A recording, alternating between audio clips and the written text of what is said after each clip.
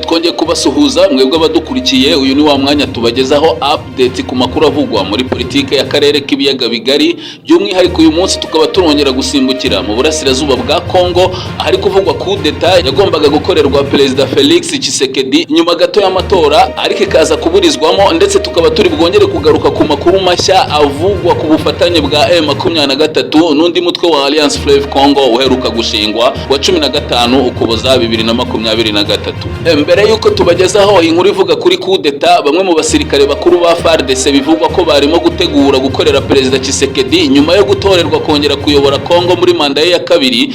Reka tubanze tuvuge ku makuru mashya arimo kuvugwa ku birebana n'ubufatanye bwa M23 n'umutwe wa Alliance Fleuve Congo uheruka gushingwa na Colonel Nangi Nairobi muri Kenya. Uyu Colonel Nanga nk'uko meruka kubikubwira, akaba yarahoze ari perezida wa komisiyo y'amatora muri Kongo ubwo Tshisekedi yajyaga ku butegetsi mu mwaka wa 2019 asimbuye Joseph Kabila. Ku munsi w'ejo nari nakugejejeho inkuru igaragaza ibimenyetso simusiga y'uburyo M23 iri mu biganiro n'umutwe wa Alliance Fleuve Congo, ndetse nkwereka n'amafoto agaragaza Colonel Nanga washinze uyu mutwe ari muri teritwari ya Rucuru, aho yari ari kumwe n'abayobozi ba M23 barimo Bertrand Bisimwa perezida wa AS M23 na General Sultan Makenga umugaba mukuru w'igisirikare cy'uyu mutwe. Nababwiye kandi ko ibi bigaragaza uburyo M23 ishobora kwihuza na Alliance Fleuve Congo. Iyi nkuru rero ikaba yaje kuba impamo kuko bidasubirwaho M23 yamaze kuba umwe na Alliance Fleuve Congo.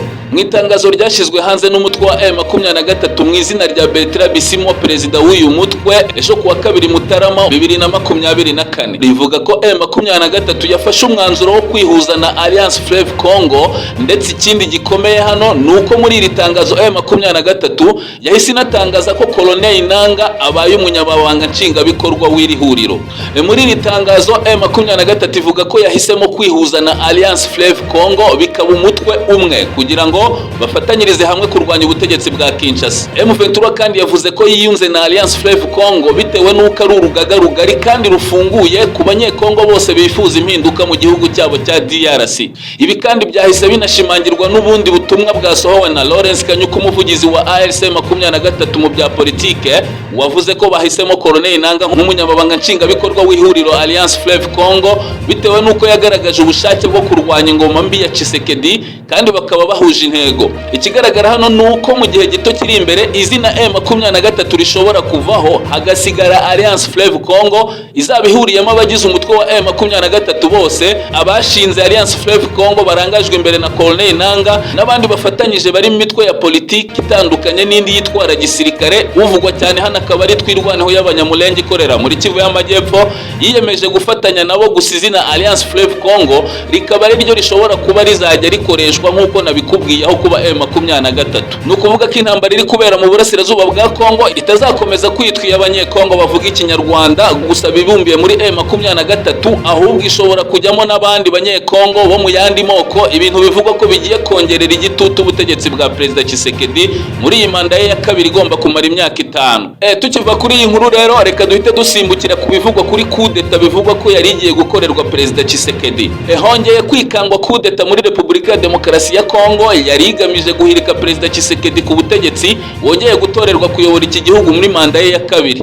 Amakuru aturuka mu murwa mukuru Kinshasa yanemejwe n'ibinyamakuru byo muri Repubulika ya Demokarasi ya Kongo harimo icyitwa Top Kivu, avuga ko agatsiko k'abasirikare karangajwe imbere na General Major Tango For ariko kari kateguye uyu mugambi. Uyu mugambi ariko ngo waje kumenyekana utarashyirwa mu bikorwa, uvumburwa n'intasi zibarizwa mu mutwe udasanzwe ushinzwe kurinda umukuru w'igihugu cya Kongo, ndetse nyuma y'uko aya makuru amenyekanye urugo rwa General Tango For rwahise rugotwa n'abasirikare bashinzwe kurinda umukuru w'igihugu hamwe n'abandi benshi. Uru rugo rw'uyu generali rukaba ruherereye i Kinshasa ahitwa Mitendi ho muri komine ya Mongafula, aho bivugwa ko yari amaze iminsi kuva amatora y'umukuru w'igihugu yatangira kuwa 20 Ukuboza umwaka ushize wa 2023. Amakuru aturuka mu mujyi wa Kinshasa avuga ko urugo rwa General Gabriel Amisi alias Tango For rwatangiye kugotwa nyuma y'ubunani, ubwo ni ukuvuga tariki ya 2 Mutarama 2024.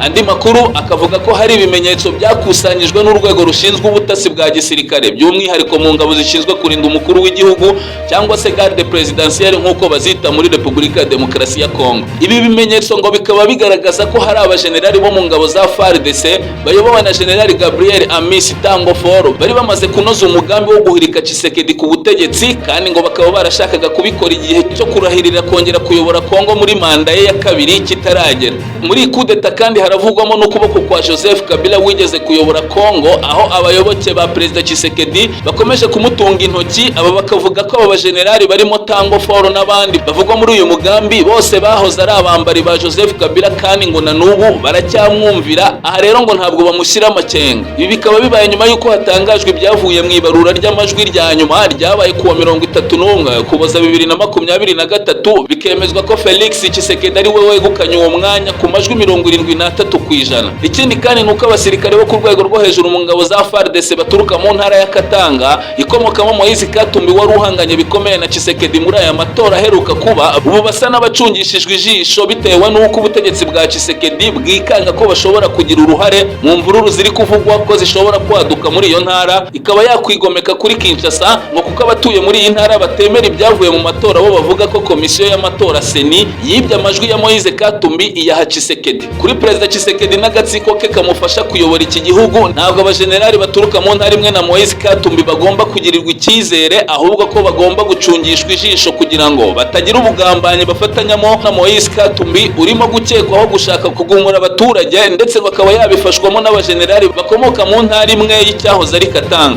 Ese ubwa mbere hagaragajwe umugambi wo gushaka guhirika Tshisekedi ku butegetsi, kuko muri Gashyantare 2022 nabwo Perezida Tshisekedi yavuye ikitaraganya ya Addis Abeba muri Ethiopia, aho yari yitabiriye inama ya 35 y'abakuru b'ibihugu bigize ubumwe bwa Afurika. Yatashye bwangu mu gihe wari umujyanama we mukuru mu by'umutekano François Beya yarimo guhatwa ibibazo n'urwego rushinzwe iperereza ruzwi nka ANR birimo gushaka kugirira nabi ubutegetsi. François Beya yarezwe ibyaha byinshi kandi bikomeye, cyokoze kuwa 16 Gashyantare yarekuwe by'agateganyo kugira ngo ajye kwivuriza i Paris mu Bufaransa indwara itari imworoheye. Ntabwo ari François Beya wenyine wari muri iyi kese yo gushaka guhirika Tshisekedi ku butegetsi, kuko harimo na Colonel David Chikapa wari ushinzwe protokole ye, umujyanama we wihariye Gay Vanda, Brigadier General Tonto Twadi Sekele, Commissaire Superieur Principal Lili Tambe Maua na Lieutenant Colonel Pierre Kalenga. Icyo gihe kandi Joseph Kabila nabwo yashyizwe mu majwi, kuko mu bibazo François Beya yahaswe n'urwego rw'ubutasi rwa ANR harimo n'umubano we na Joseph Kabila wahoze ayobora icyo gihugu. Uru rwego rwashinze François Beya ko ajya gufatwa yari yagaragaje cyane kurengera inyungu za Joseph Kabila, dore ko yakiri ku butegetsi yari yaragize François Beya umuyobozi w'urwego rushinzwe abinjira n'abasohoka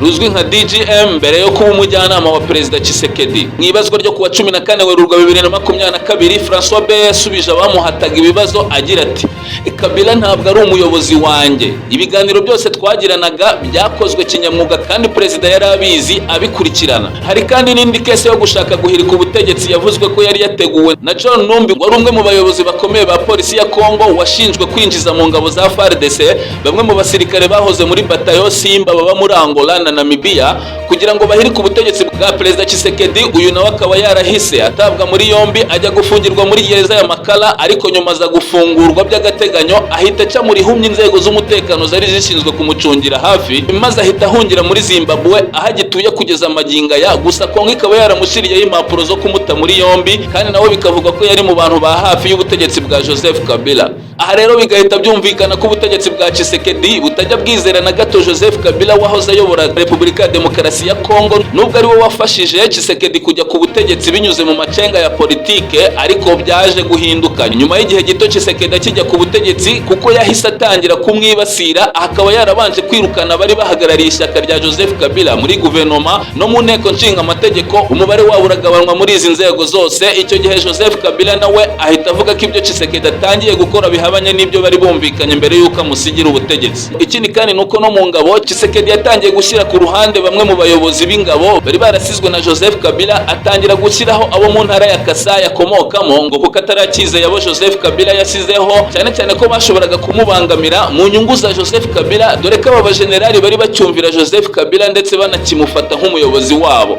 Tugarutse gato ku mirwano imaze igihe ihanganishije umutwe wa M23 n'igisirikare cya leta ya Congo FARDC, nuko muri iyi minsi nta mirwano ishamaje ihari, gusa buri ruhande rukaba ruri kwitegura, aho FARDC ikomeje kohereza abasirikare benshi muri teritwari ya Masisi kugira ngo barebe ko basubiza M23 nyuma yamaze kugera mu birometero 5 kugira ngo yinjire mu mujyi wa Sake, mu gihe abarwanyi ba M23 nabo baryamiye amajanja mu rwego rwo kurinda ibice bambuye M23 muri teritwari ya Masisi no kwitegura gukomeza bigira imbere bafata ibindi bice. Naha rero dusoreje update zibanda ku makuru avugwa mu karere k'ibiyaga bigari, by'umwihariko uyu munsi tukaba twibanze muri Repubulika ya Demokarasi ya Kongo, ahari kuvugwa amakuru menshi muri iki gihe.